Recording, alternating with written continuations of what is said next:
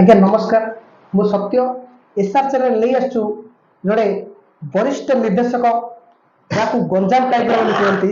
ସେ ଆଉ କେହି ନୁହନ୍ତି, ଆପଣ ସମସ୍ତେ ଦେଖିକି ଜାଣୁଥିବେ, ସାର୍ ଶ୍ରୀ ଉଦୟନାଥ ମହାରଣା। ଆଜି ଆମେ ତାଙ୍କ ଗହଣରେ ପହଞ୍ଚିଛୁ, ଯେହେତୁ ଆମର ବଡ଼ ଭାଗ୍ୟ, ଆମ ଚ୍ୟାନେଲର ବଡ଼ ଭାଗ୍ୟ।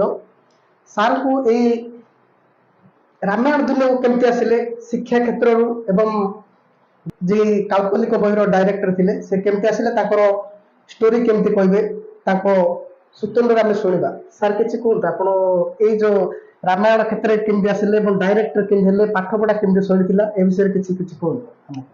ମୁଁ ନରେନ୍ଦ୍ରପୁର ହାଇସ୍କୁଲ ଷ୍ଟୁଡେଣ୍ଟ, ସେ ପାଠ ପଢ଼ୁଥିଲି।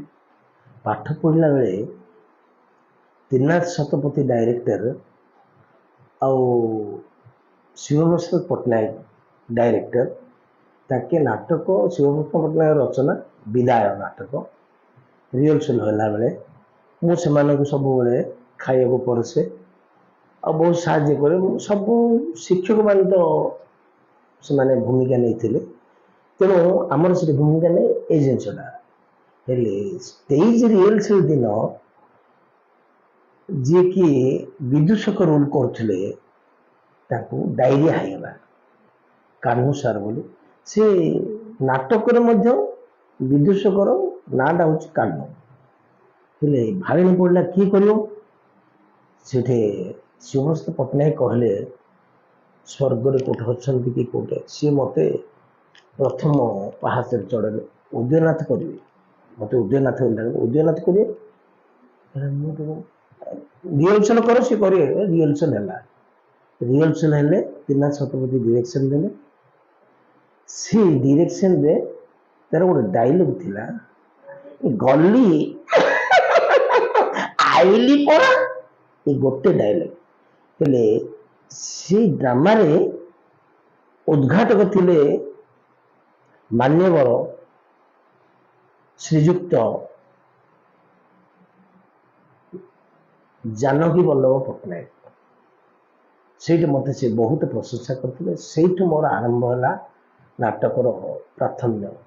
ଆଉ ଗାଁରେ ଆମର ଜଗନ୍ନାଥପୁର ଗାଁ, ମୋର ନିଜ ଗାଁ ଜଗନ୍ନାଥ ଭୂମିରେ ଗାଇରାମା ଯାତ୍ରା ଗୋଟେ ହବ ବର୍ଷକୁ ଥରେ। ସେ ଗାଇରାମା ଯାତ୍ରାରେ ଆମେ ଅନେକ ଅନେକ ବେଶ କରିକିରି ଡ୍ୟାନ୍ସ ଫ୍ୟାନ୍ସ କରିକିରି, କିନ୍ତୁ କଳାଟା ଆମ ପାଖରେ ଅଛି, ଆମ ପଞ୍ଚାୟତରେ କଳା ଅଛି। ଆମକୁ କିଏ ଶିକ୍ଷା ଦାନ ଦେଇନି, ଆମେ ନିଜେ ନିଜେ ବାଜା ବଜେଇ ସବୁ କରୁଥିଲୁ। ଆଉ ଏଇ ହିସାବରେ ମେଡିକାଲରେ ଦିଟା ପାର୍ଟି ଲାଗିଛି, ମାମୁଁ ଘର ଗାଁ ବୁରି ଗାଁ, ହେଲେ ତାଙ୍କ ପାର୍ଟି ଭ୍ରମଣାଶ୍ରମ ପାର୍ଟି ରାମପଲ୍ଲୀ ପାର୍ଟି ଲାଗିଛି। ସେଇଠି ମତେ କଣ କହିଲେ, ତମେ ଟିକେ ଉଠାଏ ବୋଲେ, ସେତେବେଳୁ ଜିତେନ୍ଦ୍ର ଫିଲ୍ମଟା ହେଇଛି ଛୋଟି ସେ ମୁଲାକାତ ତ ପ୍ୟାର ବନ ଗଇ, ସେ ଗୀତଟାରେ ମୁଁ ନାଚିଲି। ମତେ ସେ ସମୟରେ 240 ଟଙ୍କା ପ୍ରାଇଜ ମିଳିଥିଲା, ଟଙ୍କାକିଆ। ଆଉ ସେଇଠି ପୁରା ଖାଲି ହେଇଥିଲେ, ଭ୍ରମଣାଶ୍ରମ ଜୀବନଟା କେବେ ଖାଲି ହେଇନଥିଲି। ହେଲେ ସିଏ ଭ୍ରମଣାଶ୍ରମ ନାଟ ସରିଲା ପରେ ଏ ପିଲାଟା କିଏ ରୁଲ କରୁଥିଲେ, ଏ ଯୋଉ ଡ୍ୟାନ୍ସ କରୁଥିଲେ, ମତେ ଦେଖିଲେ, ମତେ ପରିଚୟ ନେଲେ। ସେଇଠୁ ମତେ ତ ଆରମ୍ଭ ହେଇଗଲା ଯିବାର ଆଉ ନାଟକ ମାଧ୍ୟମକୁ। ଆପଣଙ୍କର ଗୁରୁ କିଏ ଥିଲେ, ପଥ ପ୍ରଦର୍ଶକ? ତ୍ରିନାଥ ଶତପଥୀ ଶିବପ୍ରସାଦ ପଟ୍ଟନାୟକ, ଯୋଉଟା କି ଡ୍ରାମା ଗୁରୁ। ତାପରେ ମୁଁ ଡ୍ରାମା ପାଇଁ ଗଲି ତ୍ରିନାଥ ଶତପଥୀ ସଙ୍ଗେ ପୁରସ୍ତମପୁର ଆଉ ହୁମା, ଆମର ପାଖରେ ବଣନାପଲ୍ଲୀ, ଏମିତି 4-5 ଜାଗାକୁ ଗଲି। ତାପରେ ଥିଏଟର ନାଟଟାକୁ ଆଙ୍କେ ମତେ ସବୁବେଳେ ଡାକିଲେ ଡୁଏଟ କଲି। ଆଜ୍ଞା ଡୁଏଟ କଲା ବେଳେ ବି ଡୁଏଟରେ ନମ୍ବର 1 ଡୁଏଟ କରି ଗୋଟେ ପାର୍ଟି ଆମେ ଭାଙ୍ଗିଦେବାର। ସେଇଟା ଏକା ଭ୍ରମଣ ମାଷ୍ଟର ମତେ କହିଲେ ଯେ ତମେ ଗୋଟେ ଥିଏଟର ମାଷ୍ଟର ହୁଅ, ଭଲ ହବ। ମତେ ପ୍ରେରଣା ଦେବ ଲୋକ ଆଜ୍ଞା ଭ୍ରମଣ ମାଷ୍ଟର। ମରିଗଲେ। ପଥ ପ୍ରଦର୍ଶକ ହଉଛନ୍ତି ଶ୍ରୀ ସ୍ୱର୍ଗତ କାଶୀନାଥ ପଲେଇ, ଲୋକନାଥ ଷଡଙ୍ଗୀ। ମତେ ମଣିଷ କରିବା ଲୋକ, ଏକଦମ ବେଶୀ ପରିଶ୍ରମ ପଡିକି ମତେ ମଣିଷ କରିଛନ୍ତି। ତାଙ୍କ ଋଣ ମୁଁ ସୁଝି ପାରିନି କୋଉଠି ଅଛନ୍ତି। ଆଉ ସିଏ ସମସ୍ତଙ୍କୁ ସାହାଯ୍ୟ କରନ୍ତି। କାଶୀନାଥ ପଲେଇ ସମସ୍ତଙ୍କୁ ସାହାଯ୍ୟ କରୁଛନ୍ତି। ଆଜି ଦାମମାଷ୍ଟର ମଧ୍ୟ ଗୁଡାଏ ସାହାଯ୍ୟ କରୁଛନ୍ତି। ପ୍ରତ୍ୟେକ ଜାଗାରେ କାଶୀନାଥ ପଲେଇ ଯୋଗୁଁ ଦାମମାଷ୍ଟର ନାଟକ କରୁଛନ୍ତି, ମୁଁ ନିଜେ କହିବି। ଆଉ ସେ ସମସ୍ତଙ୍କୁ ସାହାଯ୍ୟ କରନ୍ତି। ଏତେ ବଡ ବିଦୂଷକ ଯେ ଗୋଟେ ପାର୍ଟି ଖାଲି କରିଦେଲେ। ଆଉ ଆମେ ମଧ୍ୟ ଡୁଏଟ୍ କଲା ପରେ ଏମିତି ଆମର ପ୍ରଭାବ ଯେ କହିବାକୁ ଗଲେ ସେ ଡୁଏଟ୍ କଲା ପରେ ହିଁ ଆମେ ମାଷ୍ଟର ହେଲୁ। ବୁଝିଲେ ନା ଆଜ୍ଞା? ଡୁଏଟ୍ କରିକି ମଧ୍ୟ ମାଷ୍ଟର ଥିଲୁ, କିନ୍ତୁ ଗୁରୁ କହିବେ ମାଷ୍ଟର ତମେ କହିବେ ଗୁରୁ ତମେ ଡୁଏଟ୍ କରିବାକୁ ପଡ଼ିବ, କରୁଛୁ। ପୂର୍ଣ୍ଣଚନ୍ଦ୍ର ସାର୍ ଯିଏକି ବହିଆରେ ଥିଲେ ତାଙ୍କ ପଦକ୍ଷେପରେ ଆସିଲି। ନାଟକ ମାନେ ଥିଏଟର ନାଟକ ଯିଏ ଗୁରୁ ମାନଙ୍କର ନାଁ କହୁଛି ପୂର୍ଣ୍ଣଚନ୍ଦ୍ର ସ୍ୱାଇଁ, ବସନ୍ତ କୁମାର ବିଶ୍ୱାଳ ମୋର ଥିଏଟର ନାଟକ ଗୁରୁ। ଆଉ ବ୍ରାହ୍ମଣବର ପରିମାଣିକ, ଦାମୋଦର ବାରିତିଆ ଏମାନେ ମଧ୍ୟ ମୋର ଗୁରୁଜନ ଲୋକ। ମୁଁ ଗୁରୁ ବୋଲି ସମସ୍ତଙ୍କୁ ମାନେ, କିନ୍ତୁ ମତେ ସମସ୍ତେ ଭଲ ପାଆନ୍ତି, ସମସ୍ତେ ସମ୍ମାନ ଦିଅନ୍ତି। ମୋର ସେମିତି କିଛି ଗର୍ବ ଗାରିମା କେବେ ହେଲେ ନାହିଁ, ଏବେ ଅହଙ୍କାର ନାହିଁ। ଖାଲି ଦୁଃଖ ଲାଗୁଛି ଆଜ୍ଞା, ଏତେ ପରିଶ୍ରମ। ପ୍ରଥମ ନାଟକ ହେଲା ମୋର ଆସମାନ ଡାକୁ। ଆସମାନ ଡାକୁ ଯୋଉଠିକି ଚନ୍ଦ୍ରଶେଖର ସାହି ବ୍ରହ୍ମପୁରରେ ଶିଖିଲି। ତେଣୁ ଡାଇରେକ୍ଟ ଥିଲା ନଶ୍ୟ ନିସ୍ତବତା ଭେଦ କରି କାଳ ରାତ୍ରତା ସାଁ ସାଁ ଗର୍ଜନ କରୁଛି, କରାଳ ବାରିଧିର ବକ୍ଷ ଥଳାଏ ସଗର୍ଜନେ ଛୁଟି ଚାଲିଛି ଆସମାନ ଡାକୁ। এই ଡାଇଲେକ୍ଟରେ ମୁଁ ବହୁତ ନାଁ କରିଛି। ତେଣୁ ଏ ଡାଇଲେକ୍ଟଟା ମଧ୍ୟ ପୌରାଣିକ ନାଟକରେ ରଖିଛି ବର୍ତ୍ତମାନ। ମୁଁ କାହିଁକି ସେଇଟା ସ୍ମରଣୀୟ ଡାଇଲେକ୍ଟ। ସେଇଠୁ ଆପଣ ତ ବଢି ବଢି ଯାଇଛି, ସେଇଠୁ ବଢି ବଢି ପଛକୁ କେବେ ଚାହିଁନା? ନା, ପଛକୁ ଚାହିଁନି। ମୋର ସେଇଠୁ ନାଟକରେ ବଢି ବଢି ଗଲା। କାଳ୍ପନିକ ଗୁଡାଏ ନାଟକ କଲି। ତୋଫାନ ଡାକୁ, ହତ୍ୟାକାରୀ କିଏ, ହଁ ମାଷ୍ଟରଙ୍କୁ କୋଉଠି ମିଶିଲି, ମାଷ୍ଟର ହତ୍ୟାକାରୀ କିଏ ନାଟକ ଗୌତମୀ ହଉଛି। ହେଲେ ଆଜ୍ଞା ପଳେଇଲେ କୁଆଡେ କୁଲିରେ, ହେଲେ ପଳେଇ ସାର୍ ଆଜ୍ଞା ମୋ ପଥ ପ୍ରଦର୍ଶକ କହିଲେ, ସିଏ କହିଲେ ଟିକେ ଚାଲ ଆମେ ଯିବା ଟିକେ, ଆମର ସେଠି ହଉଛି ରିହର୍ସଲ। ସୁବାସିନୀ, ଟିକିନା, ଗାୟତ୍ରୀ, ହେମା ସବୁ ଆସିଛନ୍ତି, ମତେ ଚିହ୍ନିଛନ୍ତି, ଆଗରୁ ମୁଁ ଡ୍ରାମା କରେ। ହଁ, ସାମାଜିକ ବହିରେ ଛାଡ଼ିଦେଲି। ଅରୁନ୍ଧତୀ ନାଟକ କଲି କୋଦଳ ପାଖରେ ଶାସନ, ସାରଙ୍କ ପାଖରେ ଯାଇକି ତିନା ସପ୍ତମୀ ସାର ପାଖରେ। ସିଏ ଯିଏ କରୁଣାକର ପାଢୀ ସିଏ ରୋଲ କରୁଥିଲେ। ମତେ ଯେତେ ହାର୍ଟ ଅପରେସନ ହେଲା ଆଜ୍ଞା, ସିଏ ମତେ 5,50,000 ଡୋନେସନ ଦେଇକି ହାର୍ଟ ଅପରେସନ କଲେ। ଆମେ ଶୁଣିଛୁ ପୂର୍ବରୁ ଆଜ୍ଞା। ସିଏ ବୋଲେ ଗନ୍ଧର୍ବ ଗୁରୁ ଆପଣ ଆଜ୍ଞା, ଏତିକି କରିବେନି। ସିଏ ମୋର ଆଜ୍ଞା ପଥ ପ୍ରଦର୍ଶନ। ଆଉ କଳାର ମାହାତ୍ମ୍ୟ ସେମାନେ ଜାଣିଛନ୍ତି। ସେଇଠୁ ଆସିଲି ଆଜ୍ଞା ଏ ନାଟକ ପରେ ଭକ୍ତ ପ୍ରହ୍ଲାଦ ପୌରାଣିକକୁ ଆସିଲି। ଡ୍ରାମାଟିକରୁ ପୌରାଣିକକୁ ଆସିଲି। ସେ ସର୍ଟ କଟ କହିଦଉଛି। ଭକ୍ତ ପ୍ରହ୍ଲାଦ ଶିଖିଲି। ଭକ୍ତ ପ୍ରହ୍ଲାଦରେ ମତେ ପ୍ରଥମରେ ପଡିଲା ଭ୍ରମର ବର୍ତ୍ତମାନ କମ୍ପିଟିସନ। କୋଉଠି ସେଟା ହେଲା? ଗୋଳନ୍ଥା ଚଟି। ସେଇଠି ଆଜ୍ଞା ପରାସ୍ତ, ଜୀବନରେ ପରାସ୍ତ ହେଇନଥିଲେ, ସେଇଠି ପରାସ୍ତ। ପଲେଶ୍ୱର ମୋ ରୁଲ କରୁଥିଲେ, ଯଦୁରଥ ରୁଲ କରୁଥିଲେ, ଜୟନ୍ତୀ ମ୍ୟାଡାମ ରୁଲ କରୁଥିଲେ, ମାନେ ଡୁଏଟ କରୁଥିଲେ କମେଡିଆନ।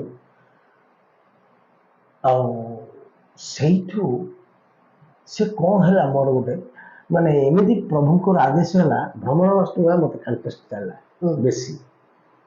ଚାଲିଲା 22 ଥର। ମୁଁ ପୁରା ଏଇଟା ଲେଖିକି ରଖିଛି, 22 ଥର କଣ୍ଟେଷ୍ଟ। ଭାଲିଆଗର ସେ ଯେତେବେଳେ ଶିଖିଲେ ବିଲଙ୍ଗା ପତ୍ର, ମତେ କୋଠାର ସିଂ ନେଲେ। କୋଠାର ସିଂ ବାଲା ଯେତେବେଳେ ନେଲେ ତାଙ୍କ ରାମାୟଣ, ତାଙ୍କର ଗୋଟେ ଟକ୍କର ହେଇଗଲା। 50,000 ଟଙ୍କା ବାନ୍ଧିଲେ ତାଙ୍କ ଗାଁ ଗୋଟେ ପଞ୍ଚାୟତ, ଯିଏ ହାରିଯିବ 50,000 ଛାଡ଼ିଦେବ, ନାଟ ଷ୍ଟେଜ ପଡିଲା।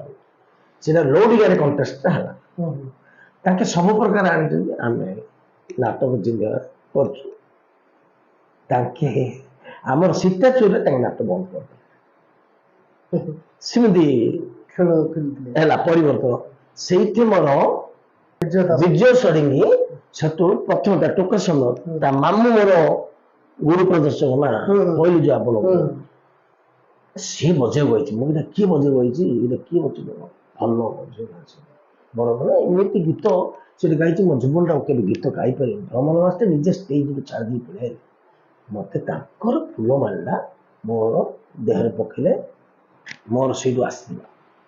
ତାଙ୍କଠୁ ମୁଁ ଅଗ୍ରଣୀ ହେଲି। ତାଙ୍କେ ନାଟକ ଛାଡ଼ିଦେଲେ। ଗୋଟେ କଥା ଆଜ୍ଞା, ଧର୍ମ ହିଁ ବଳିଆନ। ମୁଁ ଯଦି ଧର୍ମର ଅଛି, ତାଙ୍କେ ମତେ ଜିନିଷ ଆଶୀର୍ବାଦ ଦେଇଥିଲେ, ଧର୍ମର ଥିଲେ ଯେ ତାଙ୍କର ଗୋଟିଏ ଶିଷ୍ୟ ଉପସ୍ଥିତ ନଥିଲେ ଆଜ୍ଞା ମଲା ବେଳେ, କିନ୍ତୁ ମୁଁ ଉପସ୍ଥିତ ଥିଲି।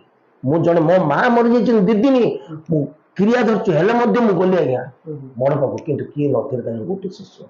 ସେଇଟା ଆଜ୍ଞା ପ୍ରଭୁଙ୍କର ଆଦେଶ, ସେଇଟା ଆମ ଦ୍ୱାରା ନାହିଁ। ସେ ଚାଲିଲା। ତାପରେ କଣ୍ଟେଷ୍ଟ ଆମର ଦୁର୍ଜୟ ମାଷ୍ଟର ସଙ୍ଗେ ହେବାର, ଦାମ ମାଷ୍ଟର ସଙ୍ଗେ ହେବାର, ନକୁଳ ମାଷ୍ଟର ସଙ୍ଗେ ହେବାର, ଏମିତି ସବୁ କଣ୍ଟେଷ୍ଟ ହେଲା।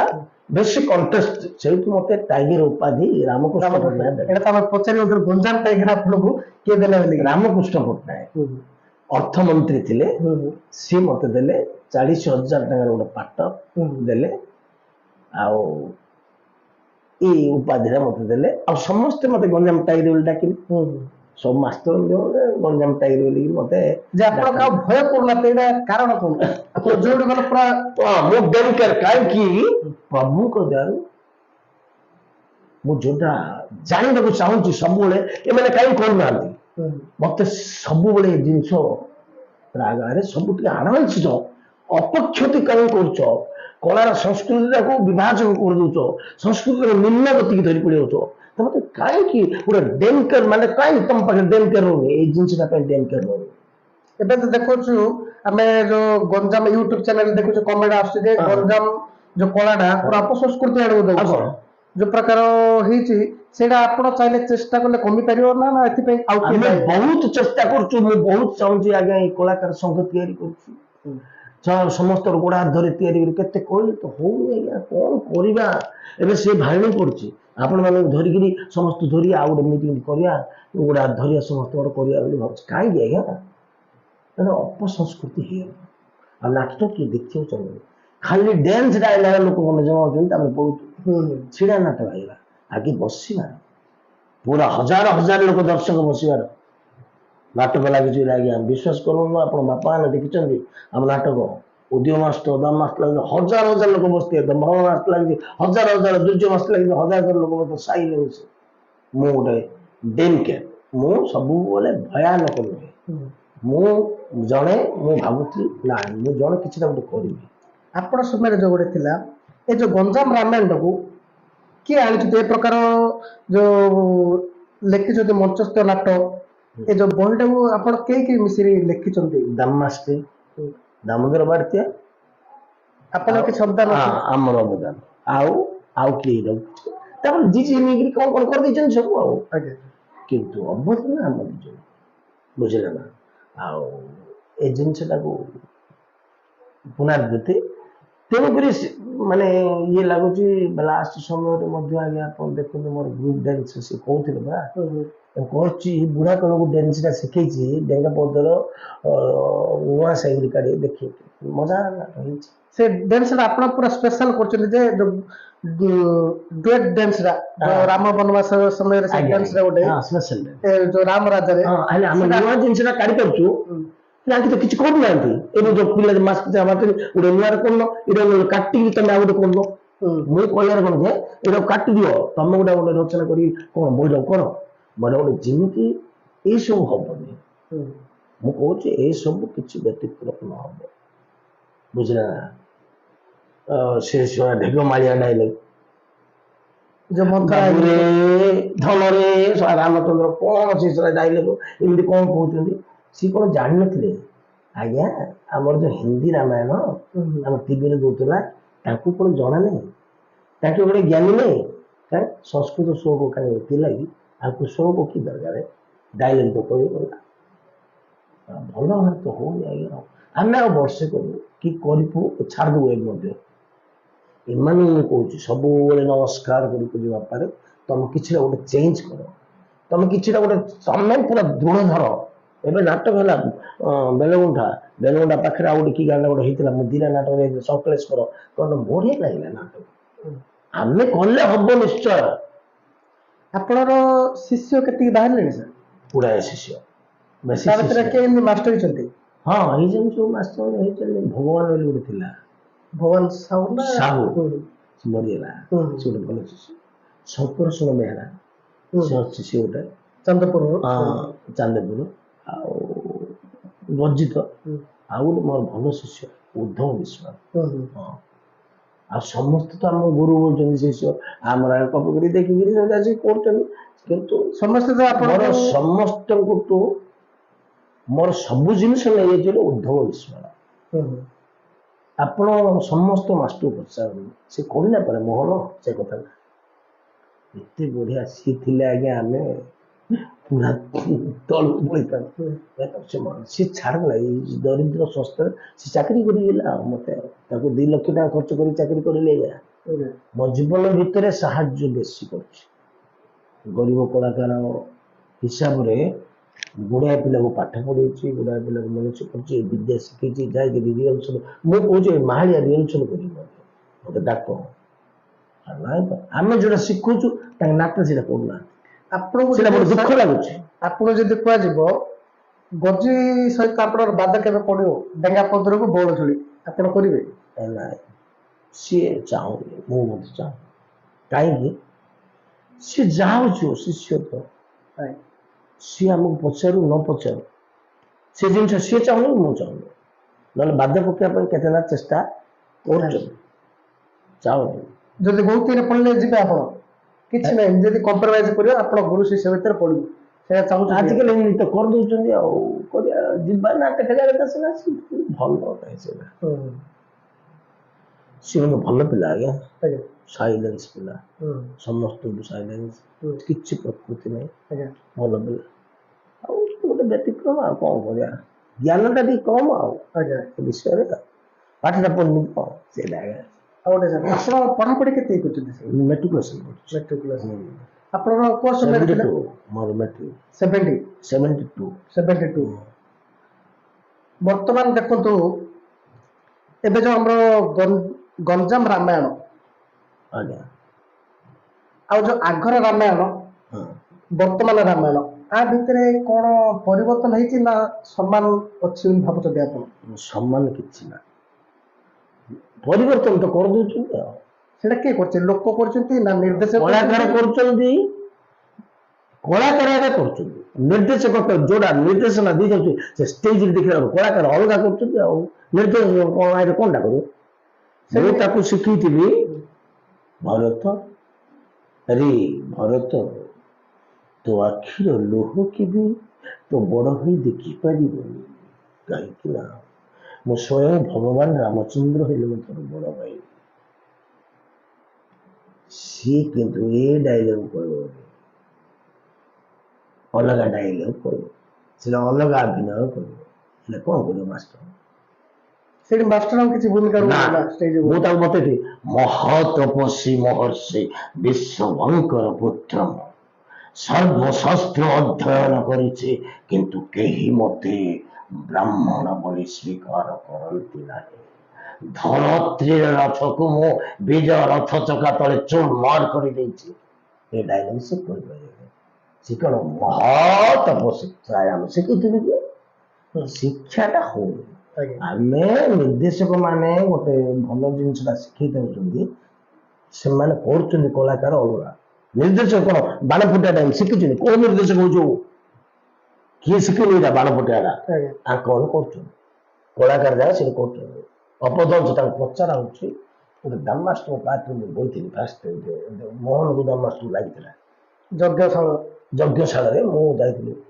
ମୁଁ ଏଇଟା କଣ କରୁଛି ଦାମାଷ୍ଟର ତିନି ପଟ ଆସି ତୁମେ ବଡ ତୁମେ ବଡ କଣ କାଉ ଦେଇଥିଲି ସେ ଶୁଣିଲା ସେ ବାଣ ସେ ପଟେ ମାଷ୍ଟର ଭ୍ୟାଲୁ କଣ ଅଛି ଆମର ଗତି ନାହିଁ ବୋଲି ବହୁତ କିଛି ନାହିଁ କଳାକାର ସବୁ ଭୁଲ କରୁଛନ୍ତି ଆମ ଭିତରେ ନିର୍ଦ୍ଦେଶକର ଭୁଲ ନାହିଁ କାହାର ଭୁଲ ନାହିଁ କଳାକାର ମାନଙ୍କର କିନ୍ତୁ ନିର୍ଦ୍ଦେଶକ କଥା କି ଶୁଣୁଛି ନିର୍ଦ୍ଦେଶକ ଯଦି କଳାକାର ମାନଙ୍କ ମିଟିଂ କରି ମତେ ଡାକନ୍ତୁ ନିର୍ଦ୍ଦେଶକ ଯଦି ତମ ଆଖଡାରେ ରିହର୍ସଲଟା ଯଦି ଏମିତି କରିଥିବ ନିର୍ଦ୍ଦେଶକ 50,000 ଟଙ୍କା ଫାଇନ ଦବ ନହେଲେ ତମେ ଦବ ନା କଳାକାର ମାନେ ଏଇଟା କଳାକାର ମାନେ ଭୁଲ କରୁଛନ୍ତି ହେଲେ ଏଇଟା ଆଗକୁ ଚେଞ୍ଜ ହେଇପାରିବ କି ଚେଞ୍ଜ ପାଇଁ ଆମେ ଚେଷ୍ଟା କରୁଛୁ ଆଜ୍ଞା ମୁଁ ରାଜନୀତି କହୁଥିଲି ଆଉ ସମସ୍ତେ କହୁଥିଲେ ଗୋଟେ ମିଟିଂ ଡାକିବା ଆପଣ କହିଲି ଏବେ ଡାକିକି ଚେଞ୍ଜ କରିବାକୁ ଭାବୁଛୁ ଆଉ ଗୋଟେ ଶୁଣା ହଉଛି ଦାମ ମାଷ୍ଟର ଦୁର୍ଯ୍ୟ ମାଷ୍ଟର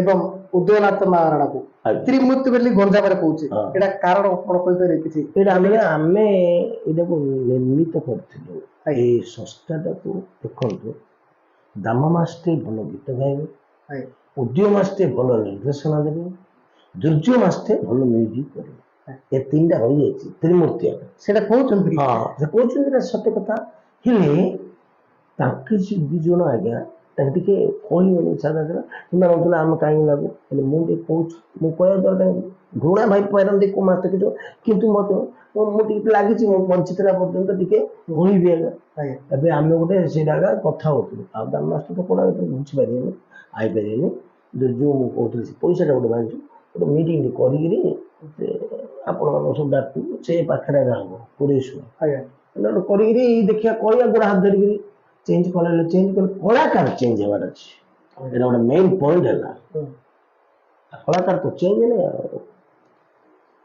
ଆପଣଙ୍କୁ ଯେତେବେଳେ ଏଇ ଡ୍ରାମାଟିକ ରୁ ଏଇଠିକି ଯୋଉ ରାମାୟଣକୁ ଆସିଥିଲେ ତା ଭିତରେ ଆପଣଙ୍କର ବାପା କିମ୍ବା ଯୋଉ ପରିବାର ସହଯୋଗ କଣ କିଛି କିଛି ହେଇଛି ସହଯୋଗ ମତେ ମୋ ବାବା ଜଣେ ପ୍ରିୟ କଳାକାର ଆଜ୍ଞା ସେ ଜଣେ ରଜା ନାଟକର କଳାକାର ଆଜ୍ଞା ସମସ୍ତେ ଗୁରୁ ତାଙ୍କୁ ମାନନ୍ତି ସେତେ କଣ୍ଠ ଆମର ସେ ମତେ ବେଶୀ ପ୍ରଶ୍ରୟ ଦେଉଥିଲେ ଆଜ୍ଞା ମୋ ବୋଉ ନାହିଁ ମୋ ବାପା ମା ମୋ ଦେବତା ଆଜ୍ଞା ମୋ ମା ବିନା ମୁଁ ଦେବତା କାହାକୁ ପୂଜା କରେନି ଆଜ୍ଞା ମୁଁ ମନ୍ଦିରରେ ନଡ଼ିଆ ଭାଙ୍ଗେନି ମୋ ମା ବାପା ମୋ ମା 104 ବର୍ଷରେ ମଲେ ବର୍ଷେ ହେଇନି ଆଉ 2 ମାସ ଅଛି ବୁଝିପାରୁଛ ବେଶୀ ଆଡ଼ମ୍ବର କରିଥିଲେ ବେଶୀ ଆଡ଼ମ୍ବର ଭଲ ହେଇଥିଲା ବର୍ତ୍ତମାନ ଆପଣ କେତେ ବୟସ ହେଇଥିଲେ ମତେ 73 73 ଆଉ ମୋ ମା 104 ମଲେ ମୋ ବାବା ମଧ୍ୟ ମରିଥିଲେ 92 ବର୍ଷ ବେଶୀ ଭଲ ମଲେ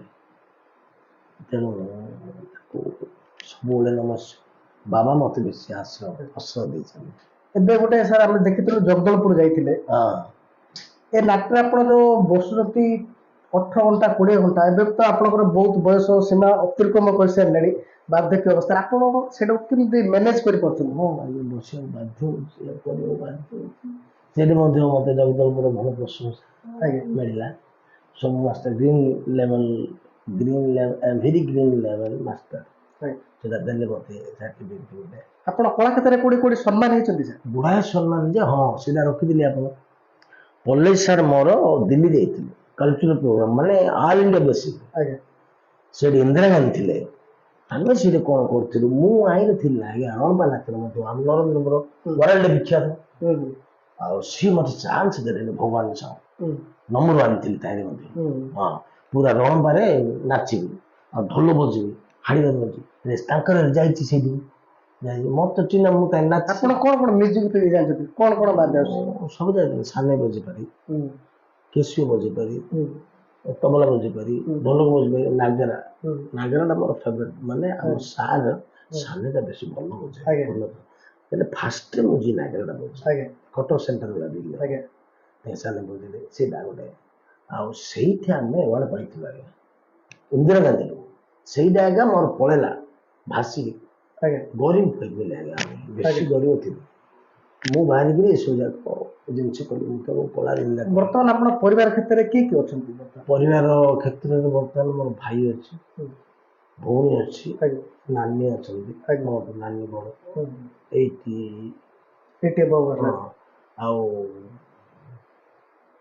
ଭାଇ ଅଛି ଆପଣ ପୁଅ ଝିଅ ସାର୍ କେତେଟା ପୁଅ ଝିଅ 2ଟା ଝିଅ ବାହା ହେଇଲେ ପୁଅ MSc କମ୍ପ୍ୟୁଟର ସାଇନ୍ସ ଅଛି ଚେଷ୍ଟା କରୁଛୁ ଚାକିରି ଭଗବାନ ଆମେ ଚାହୁଁଛୁ କିନ୍ତୁ ଚାକିରି ଶୀଘ୍ର ହେଇଯାଉ ଆପଣ ଦୁଃଖ ପଳେଇ ଯାଉ ହଁ ସେଇଟା ଅଛି ତା ପାଇଁ ଦୁଃଖ ଯିବ ଆଉ ବର୍ତ୍ତମାନ କଳାକାର ପେନସନ ପାଉଛନ୍ତି ପାଉଛି ଆମେ ଶୁଣିଥିଲୁ ଗୋଟେ ବର୍ଷ ତଳେ ମୁଁ ଶୁଣିଥିଲି ଯେହେତୁ ଆପଣ କିଛି ରାଜନୀତି କ୍ଷେତ୍ରରେ କିଛି ଥିଲେ ଯେହେତୁ ସେ ଆପଣଙ୍କୁ ପଲିଟିକାଲ ପ୍ରେସର କରିକିରି ଏଇ କଳାଟାକୁ ଆପଣଙ୍କୁ ବଞ୍ଚେଇ ଦେଇ ମାନେ କରେଇ ଦେଇନଥିଲେ ଆପଣ କେମିତି ସେଇଟା ଚେଷ୍ଟା କରି ପାଇଲେ ସେଇ କଳା ଯୋଉ ଆସିଲା ଆଉଥରେ ଯୋଉ କଳା ପେନସନ ପାଇଁ ଛତ୍ରପୁର ସେଇଟା ମୋର ସାର୍ଟିଫିକେଟ ସୁବିଧା ଅଛି ସାର୍ଟିଫିକେଟ ଥିଲା ତ ସବୁ ପଳେଇଲା ବିଜେପି ନେଇକି ଦେଲି ହେଇଗଲା ଏବେ ଯୋଉ କଳାକାର 50 ବର୍ଷ ବୟସ ସୀମାଟା ଅଛି ଯୋଉମାନେ ପେସାଦାର ହିସାବରେ ନେଇଥିଲେ ଆପଣ ଯେମିତି ପେସାଦାର ନେଇଥିଲେ କିନ୍ତୁ ଅନ୍ୟ ଯୋଉ କଳାକାର ମାନେ ପେସାଦାର ନେଉଛନ୍ତି ଏମାନଙ୍କର ବୟସ ସୀମାଟା 50 ଥିବାଟା ଭଲ ନା କମିଲେ ଭଲ କମିଲେ ଆହୁରି ଭଲ କାହିଁକି କେତେ ଦିନ ବଞ୍ଚିବ ଗୋଟେ କଳାକାର ଆମେ କେତେଟା ବଞ୍ଚୁଲେ ଆମ ତଳିଆ ଯାକ ବଞ୍ଚିବେ କିଛି ମାନେ ନାହିଁ ବୁଝିଲେ ନା କ'ଣ ଦେଇଥିଲେ ଭଲ ସେଇଟା ଆପଣ ଏମିତି ଗଞ୍ଜାମ ଯୋଉ କୋରେଶ୍ୱରୀ ନିର୍ଦ୍ଦେଶକ ସଂଘ ଅଛି ସେଇଟା ଯାଇକି ସରକାରଙ୍କ ପାଖରେ କ'ଣ ଆବେଦନ କରିପାରିବ ଯେ ଜଣେ କଳାକାର ହିସାବରେ ସେ ସେଇଟାକୁ ତାର ଜୀବିକା ନେଇଗଲା ହଁ ତାହିଁରୁ କିଛି 5 ପଇସା କଲେ ତାର ପରିବାର ପୋଷଣ ହଉଛି ହଁ ସେଟା ବୟସ ସୀମାଟାକୁ କମେଇବ। ବୟସ କମେଇକିରି ଅଧିକା ପଇସା ଟିକେ ଦେଇଥିଲେ ଭଲ ହେଇଥିଲା। ଆଜ୍ଞା ଆଜ୍ଞା ଗୋଟେ 5,000 ଦେଇଥିଲେ ହେଲେ ସିଏ ଗୋଟେ ଚଳିପାରିବ। ବର୍ତ୍ତମାନ କେତେ ମିଳୁଛି? ବର୍ତ୍ତମାନ 1200 ନା 1500 ମିଳୁଛି। ଆଜ୍ଞା ଆଜ୍ଞା ବହୁତ ତ କମ ଭାବିଲେ ଚଳିବାଟା ବହୁତ କଷ୍ଟ ହଉଛି। ହଁ ଆଉ କେତେଟା ପ୍ରଶ୍ନ ମୁଁ କରିବି ଆପଣଙ୍କୁ। କୁହ। ପୁରୁଣା ରାମାୟଣ ଥିଲା ହଁ ଏବଂ ବର୍ତ୍ତମାନ ରାମାୟଣ ଭିତରେ ଫାଇଟ୍ କରିପାରିବେ କି? ଆଗର ରାମାୟଣ ଯୋଉ ଥିଲା ଏବଂ ବର୍ତ୍ତମାନ ରାମାୟଣ ଅଛି। ହଁ ଫାଇଟ୍ କରୁଛୁ ଆଜ୍ଞା ନାଟକ କରୁଛୁ ନାଟକ କରୁଛୁ କହୁଛି ପରା ଆଜ୍ଞା ଫାଇଟ୍ ତ କରୁଛୁ ତାଙ୍କେ ସେମିତି କରୁଛନ୍ତି ତାଙ୍କେ ସେମିତି କରୁଛୁ ତାଙ୍କେ ସେମିତି କରୁଛୁ ଆମେ ଦେଖୁଛୁ ଆଉ ଆଜ୍ଞା ବୁଝିଲେ ନା ସେଇଟା ଆଜ୍ଞା ଫାଇଟ୍ ତାଙ୍କେ ତ କଲେ କରୁଛନ୍ତି ଆଉ ଆମେ ଆଗ ରାମାୟଣ ଯେମିତି ଥିଲା ସେମିତି ନାଟକ ହେଇପାରୁନି କେମିତି ଏବେ ଶୁଣନ୍ତୁ ଏଇ IPL ଧନ୍ଦା ଯୋଉ ମୁଁ ବାହାରିଲା ଏଇଟା ପଚାରି ବୁଝିଥିଲି ଯୋଉ ଆଗର ରାମାୟଣ ଏବଂ ବର୍ତ୍ତମାନ ରାମାୟଣ ଅଛି ଯୋଉ IPL ରାମାୟଣ ଆ ଭିତରେ ଲୋକ କୋଉଟାକୁ ଗ୍ରହଣ କରୁଛନ୍ତି ଅଧିକ? ଗ୍ରହଣ କରିବା କଥା ଆଗେ କଣ ଭଲ ଥିଲା ଆଜ୍ଞା ଗୋଟେ ଗାଁର ପାର୍ଟି ଯାଉଥିଲେ ବଡ ଖୁସି ଥିଲା ଗଲାବେଳେ ଟ୍ରକ୍ ଗଲାବେଳେ ବାଇକ୍ ତାଙ୍କର ଓଳି ଦେବେ ନଡ଼ିଆ ଭାଙ୍ଗିବେ ସେ ଗୋଟେ ମର୍ଯ୍ୟାଦା ଥିଲା। ଗୋଟେ ଗାଁର ପାର୍ଟି ଯାଇଥିଲେ ତାର ମର୍ଯ୍ୟାଦା ଅଲଗା ଏଇ IPL ମର୍ଯ୍ୟାଦା ଅଲଗା। IPL କଣ ଗୋଟେ ଜଣ ବାଣ ଦେବାକୁ କିଏ ନଥାଉଛି ମୁଁ ଦେଖୁଛି ସେ ଇଏ ଯୋଉ ବାଣ ଫୁଟେଇବାକୁ ସେଟା ନଥିବ କିଏ ନଥାଉଛି କିଏ ପାର୍ଟିରେ କିଏ ନାହିଁ ନାହିଁ ଆଗେ ଯାଇକି 10-12 କିଲୋମିଟର ନାଟକ କରୁଛନ୍ତି। IPL ଆଗକୁ ଟିଷ୍ଟିଲା ଭଳି ଲାଗୁଛି ନା ଏମିତି ଚାଲିଥିବ ଟ୍ରେଣ୍ଡ ଟା? IPL ସବୁ ମାସ IPL ତ କରୁଛନ୍ତି ନା ପାର୍ଟି କିଏ କାହାର ଅଛି କି ତାପରେ IPL ବଣା ଦଉଛନ୍ତି ଗିରିଗିରି ବୁଲିକିରି ତ କେତେଟା ମାଷ୍ଟର କେତେଟା ଦରଲାଜ ତାପରେ ସମସ୍ତେ ବୁଲିକି ତ ବଣାଟା ଧରୁଛନ୍ତି ଆଜ୍ଞା ସେ IPL ତ କରୁଛନ୍ତି ଆଉ କିଏ କଣଟା କରୁଛନ୍ତି। ଏବେ ଯୋଉ ମାସ ମୁଁ ଦେଖୁଛି ସମସ୍ତେ IPL ନିଜର ପାର୍ଟି ଥିଲେ ମଧ୍ୟ IPL କରୁଛନ୍ତି। ଆପଣଙ୍କର ମୁଖ୍ୟ ପ୍ରତିଦ୍ୱନ୍ଦ୍ୱୀ ଯୋଉ ରାମାୟଣ ନିର୍ଦ୍ଦେଶକ ଭିତରେ ଆପଣ କାହାକୁ ବୋଲି ଭାବୁଛନ୍ତି?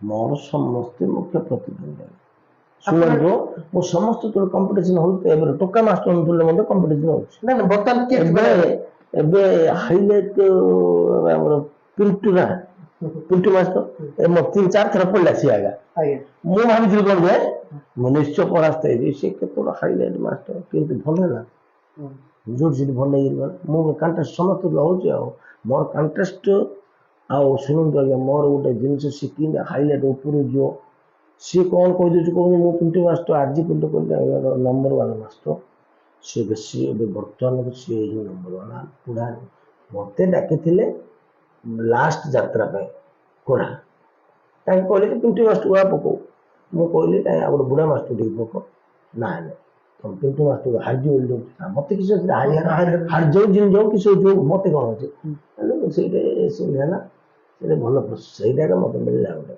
ଯେ ଏପର୍ଯ୍ୟନ୍ତ ସେଟା ଦେଇନାହାନ୍ତି ତାଙ୍କର ସିରିଜ ଅଛି ସେକ୍ରେଟାରୀ ଆଜି ଫୋନ କରିଥିଲେ ଏଭ୍ରିଗ୍ରିନ୍ ମାଷ୍ଟର ଆଉ ମୁଁ ଦେବି ସମସ୍ତ କଣ୍ଟେଷ୍ଟ ପାଠ ପାର୍ଟି ଲାଗିଥିଲା କୋଉଠି ଚନ୍ଦ୍ରପୁର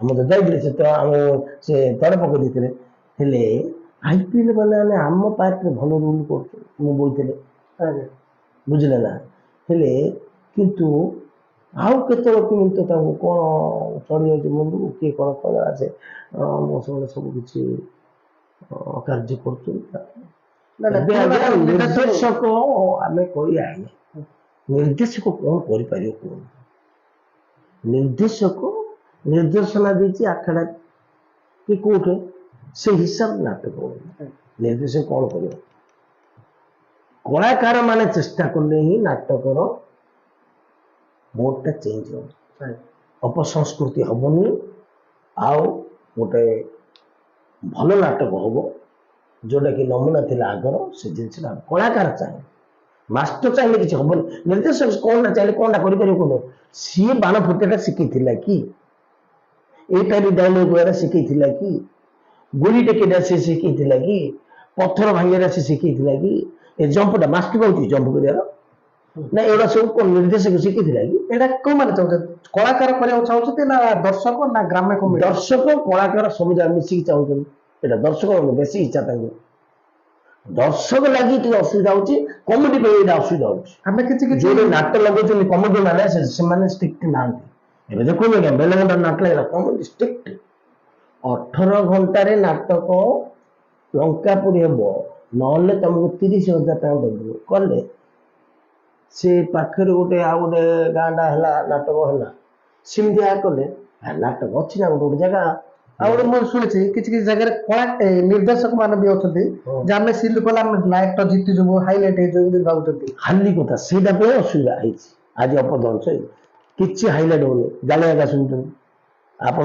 ଜାଣିବା ଲୋକ ଗାଳି କରୁଛନ୍ତି ନା ଆମକୁ ହେଲେ ଗାଳି ହଉଛି ଦାମ ମାଷ୍ଟର ମତେ ବସିଲେ ତାଙ୍କୁ ଗାଳି ହଉଛି ଦୁର୍ଯ୍ୟ ମାଷ୍ଟର ବସିଲେ ଗାଳି ହଉଛି ଉଦ୍ୟମ ମାଷ୍ଟର ବସିଲେ ମଧ୍ୟ ସେଟା କରୁଛୁ ତ ଆମେ ହେଲେ ଆଉ କଣଟା କରୁଛୁ ଆମେ କରୁଛୁ ହଉଛି ନା ଆଉ ତାକେ କରୁଛନ୍ତି କିନ୍ତୁ ବସିଛି ଯିଏ ସିଏ ଆଜ୍ଞା ନିର୍ଦ୍ଦେଶ ଭୁଲ ନା ଆଉ ବୁଝିଲେ ନା ତେଣୁକରି କଳାକାର ଚାହିଁଲେ ସବୁ କିଛି ସୁବିଧା। ଆଉ ଗୋଟେ କ୍ୱେଶ୍ଚିନ୍ ଅଛି ଗୋଟେ ପଟେ କଳାକୁ ଥୁଆବ ଆଉ ଅନ୍ୟ ପଟେ ଟଙ୍କାକୁ ଥୁଆବ ଅର୍ଥ ଆପଣ କୋଉଟା ଚଏସ୍ କରିବେ? ମୁଁ କଳା କଣ ପାଇଁ? କଳାଟା ପାଇଁ ଅର୍ଥ ଆସିବ ଅର୍ଥ ପାଇଁ କଳା ଆସିବନି ଆଜ୍ଞା କଳାଟା ପାଇଁ ହିଁ ଅର୍ଥ ଆସିବ ବୁଝିଲା ତେଣୁ କଳାଟାକୁ ଅଛି। ଆପଣ ଯେତେବେଳେ ନାଚକୁ ଯାଉଛନ୍ତି ସେତେବେଳେ କାହାକୁ ସ୍ମରଣ କରୁଛନ୍ତି? ମୁଁ ପ୍ରଭୁଙ୍କୁ ସ୍ମରଣ କରୁଛି ଆଉ ମୋ ମାତା ପିତାଙ୍କୁ ସ୍ମରଣ କରୁଛି ଗୁରୁଦେବଙ୍କୁ ସ୍ମରଣ କରୁଛି। ଆଉ ଗୋଟେ କିଛି କିଛି ନାଟରେ ଶୁଣିଥିଲୁ ଆମେ ପିଲା ସମୟରେ ଯେ ଉଦୟ ମାଷ୍ଟର ଗଲା ମିଶି ଷ୍ଟେଜର କଣ ଗୁଳିଆ କରିଦଉଛନ୍ତି ସେ ଷ୍ଟେଜ ସାମନେ ଏଇଟା କଣ ସତ ନା କଣ? ଏବେ ମଧ୍ୟ ସେ ବାଗଲପୁର ଯାଇଥିଲି ଯେ ମାନେ ମୁଁ ବସିଲି ଦିନ ଲୋକ ପଳେଇଆଲେ ସେ ବଳରାମପୁର ଗୋଟେ ତାର ଜେନେରେଟରଟା ମାରିଦେଲା ଉଦୟ ମାଷ୍ଟର ଗୁଣିଆ କରିଦେଲେ ଆଉ ଏମିତି ଗୋଟେ ହେଲା ଆଉ କଣ କହୁଛନ୍ତି ଗୁଣିଆର ଅକ୍ଷର ମୁଁ ଜାଣିନି କିନ୍ତୁ ମାଙ୍କର ଆଧ୍ୟାତ୍ମିକ ଶକ୍ତି ଅଛି ଗୋଟେ ପିଲାକୁ କଣ ମୋର ପାଠରେ ହେଇପାରିବ ସେତିକି ଭଗବାନଙ୍କର ଶକ୍ତି ସେତିକି ଆମେ ପୂଜା କରୁଛୁ ସେତିକି ଜିନିଷ ଅଛି ମତେ ଭ୍ରମଣ ମାଷ୍ଟର ଗୁଣିଆ କରି ମାରିଲା ପାଇଁ ବେଶ ଚେଷ୍ଟା କରି ମାରିପାରିଲେ କରିପାରିଲେ କିଛି କରିପାରିଲେ ଗୁଣିଆ କୋଉଠି ଆସିଲା ଶକ୍ତିରେ ସେଇଟା ଦଉଛନ୍ତି ଲୋକେ ସେଇଟା କହୁଛନ୍ତି ମୋର ଗୋଟେ ଭ୍ରମଣ ମାଷ୍ଟରଙ୍କର ଆଲଟିମେଟ ପାୱାରଟା ମୋ ପାଖରେ ଅଛି ଭ୍ରମଣ ମାଷ୍ଟର ଯେମିତି ଗଲେ ଲୋକକୁ ଧରି ପଳେଇବାର ସେଇଟା ବି ଆମେ ଶୁଣିଛୁ ଯେ ପିଲାବେଳେ ଭ୍ରମଣ ମାଷ୍ଟର ତାକୁ କଣ ଶିଖେଇ ଦେଇଛି ମନ୍ତ୍ର ସେ ମନ୍ତ୍ର ବଦଲା ତା ଷ୍ଟେଜରେ ଲୋକ ଗଦା ହେଇଯାଉଛନ୍ତି ସେଇ ଆଲଟିମେଟଟା ମତେ ମୋ ପାଖରେ ଅଛି ଭ୍ରମଣ ମାଷ୍ଟରଙ୍କର ଯୋଉଟା ଥିଲା ମୋ ପାଖରେ ସେ ଅଛି ଆଉ ପ୍ରଭୁଙ୍କ ଦୟାର ଆଉ ଲୋକମାନେ ଏ ପର୍ଯ୍ୟନ୍ତ ପଚାରୁଛନ୍ତି ଲୋକମାନେ ଦର୍ଶକ ଏ ପର୍ଯ୍ୟନ୍ତ ଚାହୁଁଛନ୍ତି କିନ୍ତୁ ଦର୍ଶକ ମଧ୍ୟ ଏ କଥା କହୁଛନ୍ତି ଏଇଟା ଆପଣ ବହି ନାଟ ହଉଛି ଦେ ଏ କଥା ମତେ କହୁଛୁ ପିଲା କଣ କରିବୁ ଆଉ ନ କରିବାକୁ ନ ଏତେ ବହିଛୁ ହଉ ଆପଣ ଦାମ ମାଷ୍ଟରକୁ କୋଉ ହିସାବରେ ଦେଖୁଛନ୍ତି? ଗୁରୁତୁଲ୍ୟ ହିସାବରେ ଦେଖୁଛି ସେ ଯାହା ହେଲେ ମଧ୍ୟ ମୋର ଯୋଉମାନେ ବୟୋଜ୍ୟେଷ୍ଠ ଲୋକ ମୁଁ ତାଙ୍କୁ ଗୁରୁତୁଲ୍ୟ ଦୁର୍ଯ୍ୟ ମାଷ୍ଟର କୋଉ ହିସାବରେ ଦେଖୁଛନ୍ତି? ଦୁର୍ଯ୍ୟ ମାଷ୍ଟର ଭାଇ ଉଦୟନାଥ ମହାରାଣାକୁ କୋଉ ହିସାବରେ ଦେଖୁଛନ୍ତି? ଉଦୟନାଥ ମହାରାଣା ଆପଣ ବର୍ତ୍ତମାନ ଭାଇ ଡାକୁଛି ଦୁର୍ଯ୍ୟ ମୁଁ ତାକୁ ବଡ ଭାଇ ଡାକୁଛି ସେ ଯୋଉ ଆମର ଏମିତି ଗୋଟେ ମଜା ଚାଲିଛି ମୁଁ ଆଜ୍ଞା ବୟୋଜ୍ୟେଷ୍ଠ ଲୋକକୁ ସମସ୍ତଙ୍କୁ ଗୁରୁ କାହିଁକି ସେମାନେ ହଉଛନ୍ତି ଗୁରୁତୁଲ୍ୟ ଲୋକ ଗୁରୁର ବ୍ରହ୍ମା ଗୁରୁର ବିଷ୍ଣୁ ଗୁରୁ ଦେବ ମହେଶ୍ୱର ଗୁରୁ ସାକ୍ଷାତ ପରମ ବ୍ରହ୍ମ ତସ୍ମୈ ଶ୍ରୀ ଗୁରୁ ଏଇଟା ଜିନିଷଟା ଅଛି କିନ୍ତୁ ମତେ ଗୁରୁ ମାନେ କହିବେ ଯେ ଉଦୟ ମାଷ୍ଟର କିଏ ଶିକ୍ଷାଦାନ ଦେଇଛନ୍ତି ତାଙ୍କ ଭିତରେ ଏଇଟା ବାହାରିଲେ ଏଇଟା ତ ପଢୁଛି କିଏ କରିପାରୁନାହାନ୍ତି ଏଇଟା ଗୋଟେ ଦେଖୁନ ମୁଁ ଯେତେବେଳେ ଫିଲ୍ଡରେ ଆରମ୍ଭ କଲି ଏ ବିସିନ ମରା ଚାଲିଲି ବିସିନ ମାନଙ୍କୁ କାଟିଲି ମୁଁ ଦାମ ମାଷ୍ଟର ବେଶୀ ଷ୍ଟେଜରେ ସାହାଯ୍ୟ କରୁଛି ଯାଇଛି ବସିଛି ମୋର ଦିଟା ପିଲା ଡୁଏଟ କରୁଛୁ ଆଉ ମୁଁ ଡୁଏଟ କଲାବେଳେ ନମ୍ବର ୱାନ୍ ଆଜ୍ଞା ମୋ ଜୀବନଟା ନମ୍ବର ୱାନରେ ଅଛି ନମ୍ବର ୱାନ୍ କଲା ପଚାରୁ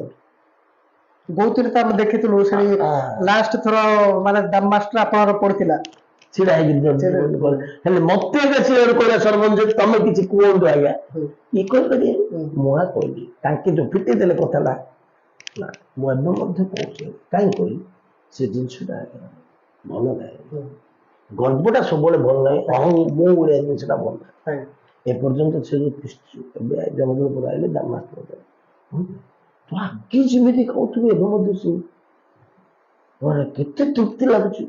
ଆପଣ ରେରା କରୁଛନ୍ତି ନା ହେୟା କରୁଛନ୍ତି? ମତେ ଏବେ ଆଗେ ହେୟା କରୁଛି, ଏବେ ରେରା। ରେ ମୋ ରେରା କଣ ହେଇଛି କହିବି, ହୁଁ। ମତେ କଣ ହେୟା ଡାକୁଛ? ନା ତମେ ନା ମତେ ଟିକେ ଭଲ ଆମର ବଡ ଯୋଉ ମିଶିକି ସବୁ କିଛି ଏତେ ବଡ ଖୁସି। ଏବେ ସେ ଜାଣିଛନ୍ତି ଯେ ସଂସ୍କାରରେ ମୁଁ ମେନ୍ ଭାଗ ନେବି। ଯଦି ତାଙ୍କେ ସରିଯାଉଛନ୍ତି ମୁଁ ବଞ୍ଚିଛି ବୋଲି ସେ ଜାଣିଛନ୍ତି। ଏଇଟା ଡିଓ ମାଷ୍ଟର ସଂସ୍କାରରେ ମେନ୍ ଭାଗଟା ନବ, ଆଉ କିଏ ନେବେ? ଛୋଟ ଜାଗ ଶିଷ୍ୟ ଜାଗ ସିନା କିଏ ପଚାରିବାକୁ ନାହିଁ। ବର୍ତ୍ତମାନ ଆପଣ ଆଖଡା ଶାଳ କେତେଟା ଥିବ ଏବେ ପର୍ଯ୍ୟନ୍ତ? ଏବେ ଆଖଡା ଜାଗ ସବୁ କମ୍, 50 ପରେ ଆଖଡା। କିଛି ଆଖଡା ଶାଳ ମନେ ଅଛି କହିପାରିବେ? କେତେଟା ଆଖଡା? 88। ଆପଣ ପ୍ରଥମ ଆଖଡା କୋଠାର ନିର୍ଦ୍ଦେଶକ ହିସାବରେ? ଚନ୍ଦ୍ରଶେଖର ସାହି ପ୍ରଥମ ଆଖଡା, ତାପରେ ଚିକିଟି କମାଣା, ତାପରେ ବେନ୍ଦାଳିଆ, କେତେ ନା ଅଛି ମାନେ ବେନ୍ଦାଳିଆ, ଗୋବିନ୍ଦପୁର ଗୋଟେ ପୁରା, ଗୋବିନ୍ଦପୁର, ଅଣ୍ଡାରିଗଡ଼, ଅଲ୍ଲାରିଗଡ଼, ଡେଙ୍ଗାପଦର, ଡେଙ୍ଗାପଦର ତ ଗାଁରେ ଜାଣିନାହାନ୍ତି ଶିଖୁଛନ୍ତି। ଏ ସେ ପାଣି ସବୁ ଜାଗା ଶିଖିକି ନାହିଁ। ଆଉ ଗୋପାଳପୁର, ଗୋପାଳପୁର ଆପଣଙ୍କ ଜଣେ ଶିଶୁ ବାହାରିଛନ୍ତି। ଆଉ ଉଡ଼ାସିଂ, ଆଉ ଧାନଘର, ଆଉ ସୁରୁଣା ହୁକୁମା, ରାଧାମୋହନପୁର, ଆଉ କିଛି କିଛି ମନ ତ ନଥିବ, ସେମାନେ ଆମକୁ କମେଣ୍ଟ ମାଧ୍ୟମରେ ଜଣେଇଦେବେ, ଆମେ କହିଦଉଛୁ ଦର୍ଶକକୁ। କିଛି ଏଥିରେ ମନ ଦୁଃଖ କରିବାର ନାହିଁ। କୌଣସି ଗାଁର ଯଦି ନା ନିଆ ହେଇନି ବୋଲେ, ଯଦି ନିଆ ହେଇପାରିନି ମନ ନାହିଁ ବୋଲେ ଆପଣ କମେଣ୍ଟ ମାଧ୍ୟମରେ ଆମକୁ ଦେଇଦେବେ। ଆଉ ଗୋଟେ ରହିଲା, ଏ ଯୋଉ ରାମାୟଣ ଶିକ୍ଷା ସମାଜକୁ କଣ ଦେଇପାରୁଛି? ସମାଜକୁ ଆଜ୍ଞା ଆମେ ଯେତେବେଳେ ରାମାୟଣ କରୁଥିଲୁ, ପିତୃଭକ୍ତ, ମାତୃଭକ୍ତି, ଭାତୃଭକ୍ତି ଆଉ ସମାଜର ଭକ୍ତି, ସମାଜର କଲ୍ୟାଣ, ଆ ଦ୍ୱାରା ନିଶ୍ଚୟ ପ୍ରଭାବ ପଡୁଛି। ଶିକ୍ଷା ଜିନିଷଟା ଆଣିବାର ଅଛି। କାହିଁକି? ରାମାୟଣରେ ହିଁ ସବୁ ଜିନିଷ ରହିଲା। ଆପଣ ଯିବେ ମହାଭାରତକୁ, ଆପଣ କେତେଟା ଶିକ୍ଷା ଦେଇଛନ୍ତି? ରାମାୟଣ କେବଳ ଦେଇଛନ୍ତି ନା ମହାଭାରତ ଦେଇଛନ୍ତି ନା ଅନ୍ୟ କଣ ଦେଇଛନ୍ତି? ଶୁଣ, ଫାଷ୍ଟ ମହାଭାରତ ଆଉ ଲାଞ୍ଚି ପୁଲି ଆଜ୍ଞା ଅଭିନୟ ମଧ୍ୟ କରିଥିଲି। ଆଉ ବାଲୁଙ୍କେଶ୍ୱର ମନ୍ଦିର ଗୟା ତୀର୍ଥ କରିଥିଲି। ଆଉ ବୁଢ଼ା ଆଖଡ଼ା ମନେ ପଡୁନି, ଷ୍ଟାର୍ଟିଂ କିନ୍ତୁ ବୁଢ଼ିଆ ନାଟକରେ ଡୁଏଟ୍ କରିବାର, କବାଲି କରିବାର, କମେଡ଼ିଆନ କରିବାର, ସବୁ କିଛି କରିବାର। ଆଉ ସେଇଠୁ ଭଗବାନ ଦୟାରୁ ଯେତେବେଳେ ମାଷ୍ଟର ଭ୍ରମଣ ମାଷ୍ଟରଙ୍କର ଆଶୀର୍ବାଦ ମତେ, ସିଏ ମତେ ଲାଗିଲେ ମାଷ୍ଟର କରିଥିଲି। ହଁ, ଯେତେବେଳେ ଆସମାନ ଡାକୁ ଶିଖିକି ମତେ ହାର୍ମିଲି ଆସୁ, ମତେ ଲୋକନାଥ ଛଡ଼ିକି ନେଇକିରି ସେ ତ ମୋର ମ୍ୟୁଜିକ୍ କିଏ ଜାଣିଛନ୍ତି ଆଜ୍ଞା, ଏମାନେ ସବୁ ଯାକ ଚେଞ୍ଜ କଲି ମ୍ୟୁଜିକ୍। ଭୀମ, ଅର୍ଜୁନ, ବୁଦ୍ଧିରାମ ମାନେ ସୁର ଝଙ୍କାରର ମ୍ୟୁଜିକ୍, ରମେଶ ଗିଟାର, ଟ୍ରାଙ୍ଗ ଯିଏକି ବର୍ତ୍ତମାନ ସୋମନ ଓଡ଼ିଶା ଜଗତର ଶ୍ରେଷ୍ଠ ନିର୍ଦ୍ଦେଶକ, ମାନେ ଅପେରା ଜଗତର ଯିଏକି କେସିଓବାଲା, ସିଏ ହେଉଛି ମୋର ଛାତ୍ର। ଏବେ ମଧ୍ୟ ମତେ ସମ୍ମାନ କଲା ଧାନଘର ଯୋଉ ତାର ଅପେରା ଆଣିଥିଲେ, ମତେ ବଡ ଫୁଲମାଳ ତାର ଦେଇଥିଲେ। ଇଏ ହେଉଛନ୍ତି ମୋର ଗୁରୁ ବୋଲିକିରି ମୁଣ୍ଡିଆ ମାରିଲେ। ମୁଁ ଟିକେ ଭଲ ଭଲ ଜିନିଷ ତିଆରି କଲି, ତାଙ୍କ ସଙ୍ଗେ ଏବେ ଆମେ ବଜେଇ ପାରୁନୁ, କିନ୍ତୁ ଆରମ୍ଭ କରିଛୁ ଆମେ। ତେଣୁକରି ସେ ଗୁରୁ ବୋଲି ଆମ ଭକ୍ତି ମୋର ବହୁତ ବହୁତ। ଆଉ ସମସ୍ତେ ଚାକିରି କରୁଛନ୍ତି ଆଜ୍ଞା, ମୋର ଆଶୀର୍ବାଦରୁ ମୋ ଶିଷ୍ୟ ଯାକୁ ମୁଁ କେବେ କମଜୋରି ରଖିନି, ଅର୍ଡିନାରୀ ନାହିଁ। ମତେ ନ ପଚାରନି, ସେମାନେ ବେଶୀ ଭଲ ଅଛନ୍ତି। ତ ଆମର ଖଜୁରିଆ ପାର୍ଟି ଆଜ୍ଞା ମୋର ମେନ୍ ପାର୍ଟି, ଦିଥର ଲାଗି ଶିଖିଛି। ଖଜୁରିଆରେ କା ନା ଗୋଟେ ତବଲିଷ୍ଟ ବାହାରିଛି, ଆଉ ଓଡ଼ିଶା ଫେମସ୍। ତାକୁ ବେଶୀ କଷ୍ଟ ଶିଖିଥିଲି। ଆଉ ସେଇଟା ଉଦ୍ଧବ ବିଷୟ। ଏତେ ସବୁ ଜିନିଷ କେମିତି ଶିଖିପାରିଲେ ଗୋଟେ ଥରେ? ସମସ୍ତ ପାଖରେ ତ ନଥାଏ ସବୁ ଜିନିଷ, କାହାକୁ ହାରମୋନିୟମ ମାରିଲାରୁ ଟିକେ ଗୋଟେ କଣ ନା ପ୍ରଭୁଙ୍କର ଆଦେଶ, ଏଗୁଡ଼ା ସବୁ ପ୍ରଭୁଙ୍କର ଆଦେଶ, ସ୍ୱୟଂ ଈଶ୍ୱରଙ୍କର ଆଦେଶ। ଗୋଟେ ରାମାୟଣର କୌଣସି ଗୋଟେ ଗୀତରେ ଗାଆନ୍ତୁ। हे परम ब्रह्म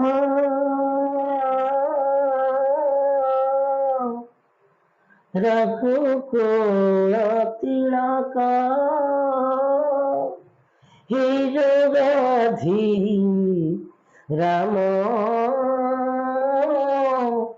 हे जगधि राम ଏଇଟା ମୋ ସ୍ୱର ମାନେ ତ ବୟସ ବୃଦ୍ଧି ହେଲାଣି, ଟୋନ୍ ବି ଗଲାଣି, ତ ଆମର ବି ସମୟ ବି ଟିକେ ଅତିବାହିତ ହେଇଗଲାଣି।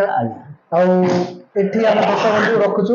ଅନ୍ୟ ଏକ ଏପିସୋଡରେ ଅନ୍ୟ ଏକ କଳାକାର କିମ୍ବା ନିର୍ଦ୍ଦେଶକୁ ଦେଖେଇବୁ। ଏଠି ରଖୁଛୁ। ନମସ୍କାର। ନମସ୍କାର।